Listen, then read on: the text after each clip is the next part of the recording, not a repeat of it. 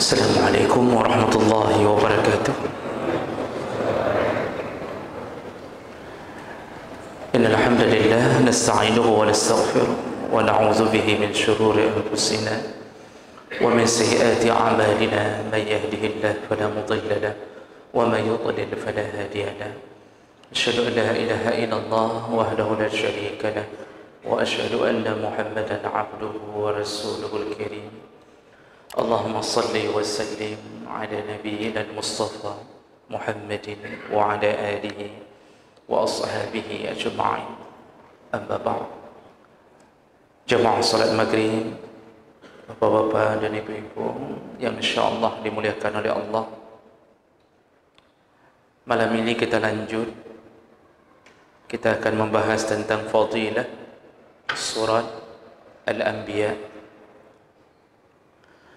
Dan yang kita bahas perlu kita ingatkan selalu bahawa kita hanya membahas berdasarkan hadis-hadis yang bisa dipertanggungjawabkan.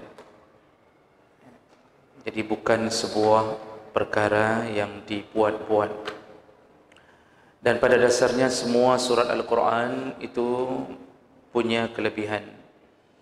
Cuma kadang-kadang Rasulullah sallallahu alaihi wasallam mengkhususkan sesuatu di dalam surat-surat tertentu, dan itu adalah hak Allah dan hak Nabi sallallahu alaihi wasallam.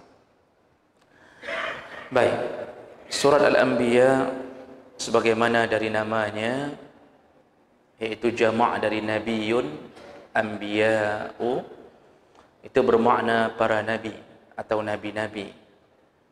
Dari namanya sudah bisa ditebak bahawa di dalamnya menceritakan kisah beberapa nabi. Ada yang dikisahkan dengan cerita yang panjang, ada yang dikisahkan dengan cerita yang singkat.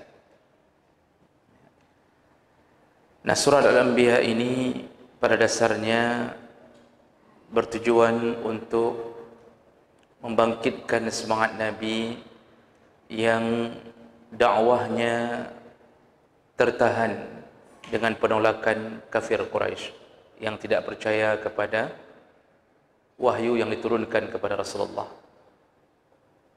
Jadi Allah menurunkan ayat-ayat di dalam surat Al-Anbiya menguatkan Nabi sekaligus memastikan kepada orang-orang di Makkah seluruh yang datang dari seluruh Nabi sama, yaitu ajaran Tauhid.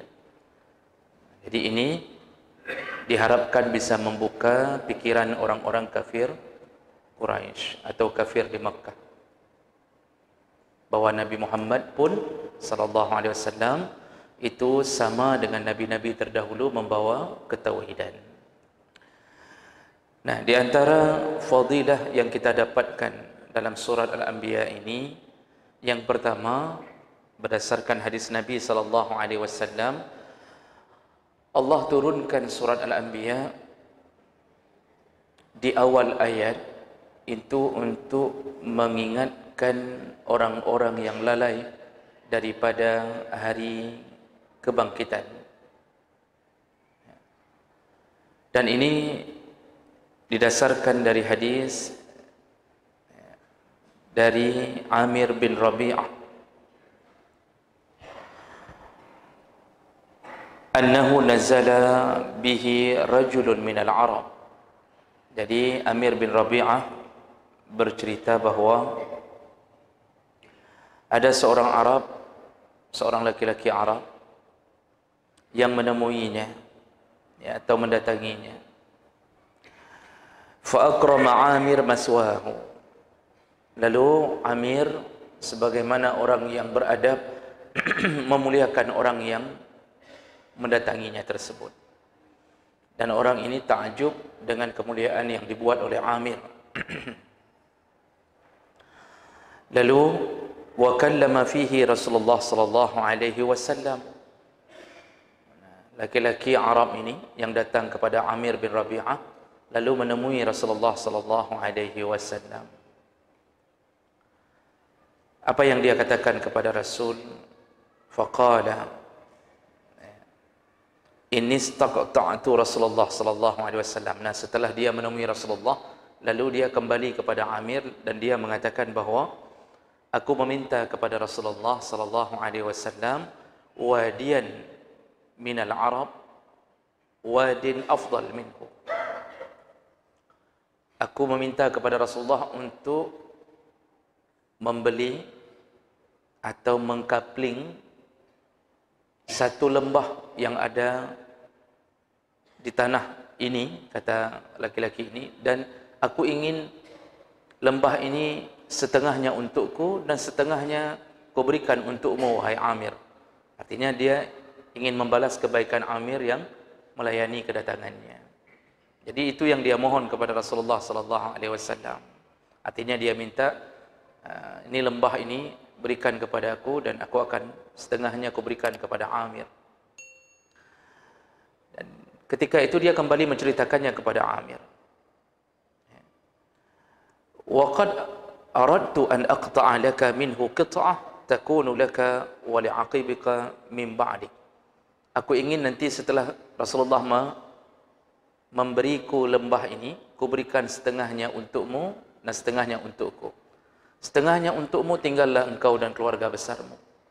Begitu orang ini berkata kepada Amir. Qala Amir, lalu Amir bin Rabi'ah berkata, la hajatan li fi qati'atika. Sungguh aku tidak membutuhkan tawaranmu setengah dari lembah itu. Nazalatil yaum, karena hari ini telah turun satu surat. Azhalatna 'anid dunya, dan surat yang turun ini membuat kami tidak lagi membutuhkan dunia. Apa suratnya? Yaitu iqtaraba linnas hisabuhum wa hum fi ghaflatin mu'ridun. Yaitu surat Al-Anbiya, yang awal-awal surat Anbiya, yaitu telah dekat kepada orang-orang hari penghisaban. Maksudnya telah datang, akan datang segera hari kiamat. Dan orang-orang fi ghaflatin, masih dalam keadaan lalai. Jadi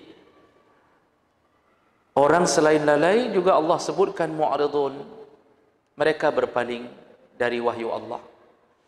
Nah, ini disebutkan tentang hadis ini oleh salah seorang sahabat, menunjukkan di saat itu bahawa surat Al-Anbiya turun dan langsung membuat para sahabat bersikap zuhud, iaitu mereka menjauh dari kesenangan dunia. Kenapa? Ada bahasa Allah bahawa kiamat akan segera datang. Dan bahasa seperti ini, memakai kalimat iqtaraba, itu kadang-kadang Allah ulang di berbagai ayat yang lain. Iqtarabatis sa'ah wa syaqqal qamar. Kiamat sudah dekat. Salah satu tandanya adalah bulan pernah terbelah. Sebenarnya kiamat ini, kalau kita lihat tanda pertama, yaitu semenjak diutusnya Muhammad sebagai Nabi sallallahu alaihi wasallam. Itu sudah tanda datangnya kiamat. Segera. Karena Rasulullah berkata, bu'istu ana was-sa'ah. Aku diutus, jarak aku diutus dengan kiamat kahatain. Dia menunjukkan dua jarinya. Wa huwa yushiru ila as-subabah wal wusta. Dan dia kemudian memberi kode atau memberi tanda antara jari telunjuknya dan jari tengahnya. Artinya tidak ada penghalang lagi. Tidak ada penghalang. Begitu dekatnya kiamat dengan jarak diutusnya Nabi sallallahu alaihi wasallam. Tapi yang mau Allah ingatkan bahawa melalui surat Al-Anbiya, kenapa orang sudah diingatkan kiamat sudah dekat tapi masih juga ghaflah, masih juga lalai. Kalau dari zaman Nabi sudah dekat kiamat, maka di zaman kita apa lagi? Orang kalau mau berfikir, sungguh dia merasa ketakutan dengan hari-hari ini. Karena begitu dekatnya, semua tanda telah datang. Bahkan orang yang menjual bahan bangunan itu harus lebih takut kepada Allah. Karena hampir saban hari semen habis, besi habis. Ada apa? Kenapa begitu? Datang habis, datang habis. Karena orang berlomba-lomba membangun bangunan. Dan ini salah satu kelalaian di akhir zaman. Jadi orang berlomba-lomba menghiasi rumah. Bahkan ada hadis yang menyebutkan tanda-tanda kiamat, orang berlomba-lomba menghiasi masjid.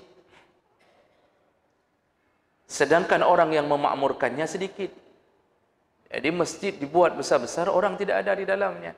Bukan bermakna dilarang untuk menghiasi masjid, tapi yang ingin dikatakan, skenario Allah akan berjalan tanpa kita sadari, kita juga terbias. Kita berlomba-lomba untuk membangun dan menghiasi masjid. Itu menjadikan sebuah tanda bahwa kiamat akan segera datang. Nah, kelalaian kita ini yang diingatkan oleh Allah Subhanahu wa taala. Alhamdulillah Bapak Ibu, di antara banyaknya orang lalai, Allah masih memilih kita untuk mendekat kepadanya. Dan ini mahal. Harga hidayah itu mahal. Lihatlah di luar sana, tidak semua orang mau memenuhi masjid. Tapi siapa yang menyentuh hati kita untuk melangkah ke masjid? Allah. Siapa yang membuat kaki kita ringan ke masjid? Allah. Dan tidak ada sesuatu yang terjadi kecuali dengan izin Allah.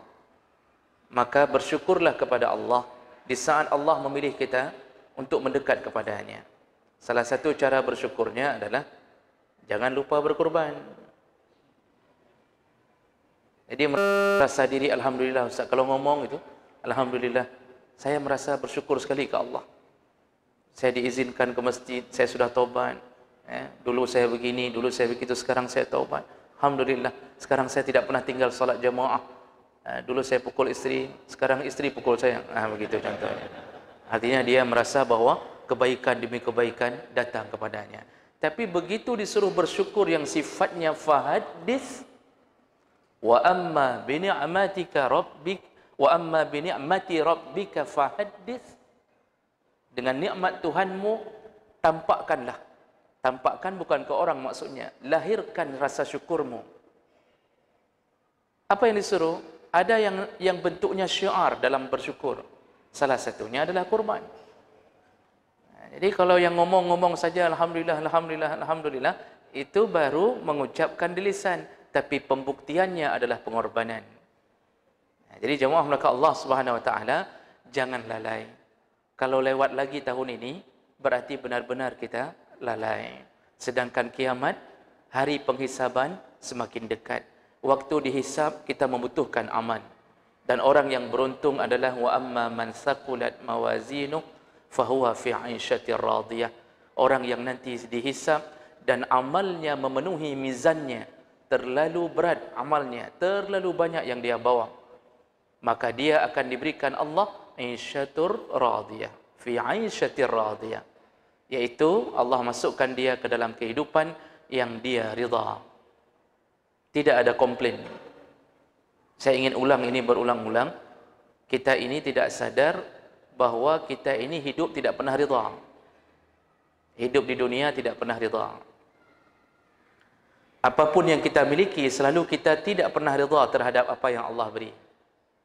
Rasa nampaknya ridha, tapi sebenarnya kita tidak bisa ridha sempurna. Allah telah beri istri salihah. Kenapa cari yang kedua? Ini malam ini saya bela ibu-ibu. Membuktikan kita tidak rida dengan istri pertama. Allah sudah beri mobil, kenapa harus ganti mobil baru? Menunjukkan kita tidak rida terhadap mobil yang lama. Allah sudah beri rumah, tidak bocor, kenapa harus ganti plafon Sunda? Mohon maaf kepada penjual plafon Sunda. Ini ada jemaah kita yang menjual plafon Sunda. Maksudnya menunjukkan kita tidak rida. Tapi begitu diberikan surga, langsung rida. Tidak ada komplain.